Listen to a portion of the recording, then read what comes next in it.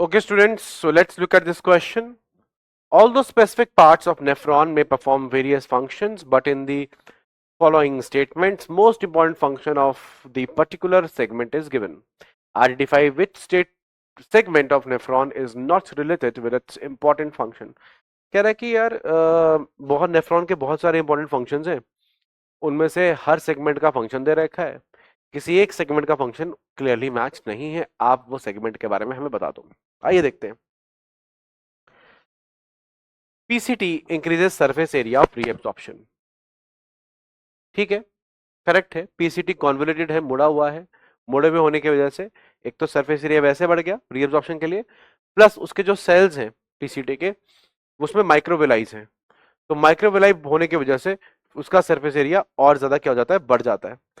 तो दो रीजंस की वजह से उसका सरफेस एरिया बढ़ जाता है, एक तो खुद कॉन्वोल्यूटेड है प्लस उसके सेल्स में माइक्रोविलाइज है। ठीक, तो एक तो ये तो स्टेटमेंट बनानी ठीक हो गई। नेक्स्ट एलओएच, एलओएच मतलब बेटा लूप ऑफ हेनले, ठीक है ना, शॉर्ट में दिया हुआ है। Absorption of some water and salt, बिल्कुल ठीक बात है। डिसेंडिंग लिम्ब जो है इसका, लूप ऑफ हेनले का जो डिसेंडिंग लिम्ब है, ठीक, वो रीअब्जॉर्ब कराता है वाटर, और जो असेंडिंग लिम्ब है वो रीअब्जॉर्ब कराता है सॉल्ट, तो reabsorption of salt and water, बिल्कुल ठीक है।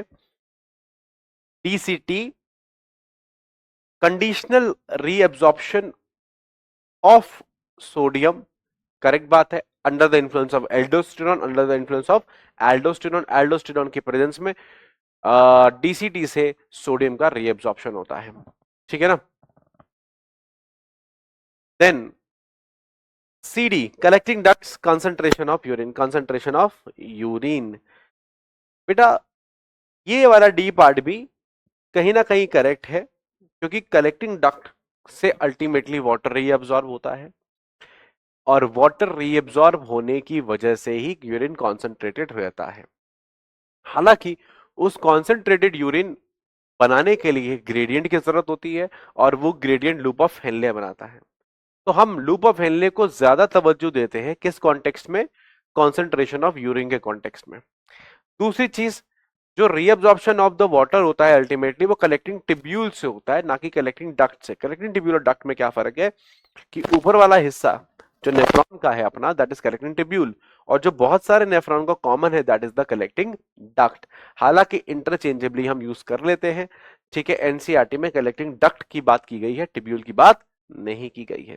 तो हम कलेक्टिंग टिब्यूल और डक्ट एक ही तरीके से मान लेते हैं, और बिल्कुल ठीक बात है कि कलेक्टिंग डक्ट में रीएब्जॉर्प्शन ऑफ द वाटर रहता है और उसी से यूरिन कंसंट्रेट होता है।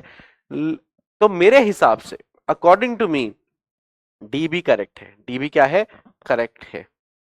तो मेरे हिसाब से इसमें ऐसी कोई भी गलत स्टेटमेंट नहीं है जो कि हम कह सकें कि वो उसका फंक्शन नहीं दे रखा है।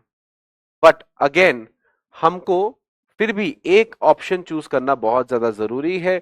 तो अगर मैं नीट के एग्जाम में होता और मुझे एक ऑप्शन चूज करना होता, तो फिर उस तरीके से मैं डी को आंसर मान लेता, just for the sake of giving an answer. सिर्फ एक आंसर अगर मुझे देना होता, थोड़ा बहुत गड़बड़ निकालना होता, तो मैं डी निकालता। अब आप पूछेंगे सर ये डी के साथ आप भेदभाव क्यों कर रहे हैं? मैं क्यों कर रहा हूं, क्योंकि कॉन्सेंट्रेशन ऑफ यूरिन की जब भी मैं बात करता हूं तब मेरा प्राइम फोकस जाता है लूप ऑफ हेनले पे, लूप ऑफ हेनले पे जाता है प्राइम फोकस, ठीक है ना। कब, जब मैं कॉन्सेंट्रेशन ऑफ यूरिन की बात करता हूं। लेकिन मैं आपको यह बता देना चाहता हूं कि अगर कोई बोलता है collecting duct concentration of urine में रिस्पॉन्सिबल है, तो बिल्कुल ठीक बात है। लूप ऑफ हेनले चाहे कितना मर्जी ग्रेडियंट बना ले, अगर कलेक्टिंग डक्ट या कलेक्टिंग ट्यूब्यूल वाटर को रीअब्सॉर्ब नहीं कराएगा तो यूरिन कॉन्सेंट्रेटेड नहीं होगा। हालांकि मैं टर्म कलेक्टिंग ट्यूब्यूल यूज करता हूं, ठीक है, collecting duct is not the correct term, लेकिन आपकी एनसीईआरटी कलेक्टिंग ट्यूब्यूल नहीं बोल रही है, वो कलेक्टिंग डक्ट बोलती है, तो इसलिए मैं कलेक्टिंग डक्ट बोल रहा हूं, ठीक है ना। तो सारी चीजों को मिला के एनसीईआरटी मेरा कॉन्सेप्ट और ओवरऑल मिला के मैं इस स्टेटमेंट को पूरी फिर भी दो तरीके से स्टेटमेंट गलत हो गई। पहला तो कलेक्टिंग टिब्यूल की जगह डक्ट इन्होंने यूज किया, हालांकि मैं उसको इग्नोर कर सकता हूं, क्यों? क्योंकि एनसीईआरटी में कलेक्टिंग टिब्यूल है ही नहीं अकॉर्डिंग टू एनसीईआरटी, तो चलो वो गलती भी इग्नोर कर देते हैं।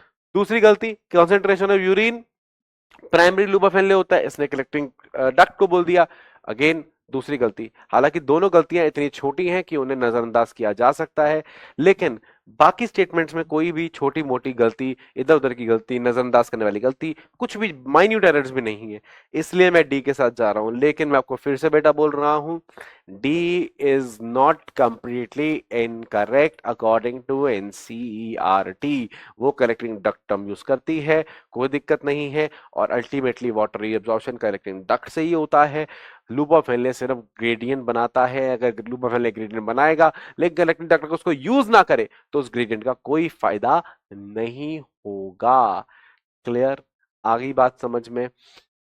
ठीक है, तो बेटा चौथी स्टेटमेंट में थोड़ा सा loop hole, loop of Henley नहीं, लूप होल होने की वजह से मैं चौथी स्टेटमेंट को गलत कह रहा हूं, लेकिन मुझे पता है कि वो गलत कहने लायक उतनी नहीं है। तो for the sake of exam अगर हमें एक चूज करना पड़े तो हम क्या करेंगे?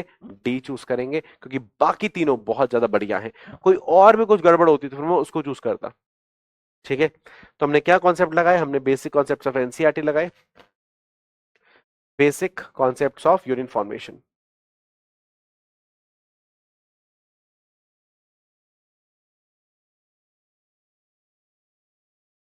ठीक है, तो आंसर है इसका डी, मोस्ट मतलब कि एप्रोप्रिएट आंसर, मतलब कि मोस्ट क्लोजेस्ट आंसर। हालांकि सच्चाई बोले तो उसमें आंसर कोई भी नहीं है, लेकिन फिर भी चूज करना पड़े तो I choose D as an answer. तो डी इज द आंसर, और ये है आपका कॉन्सेप्ट।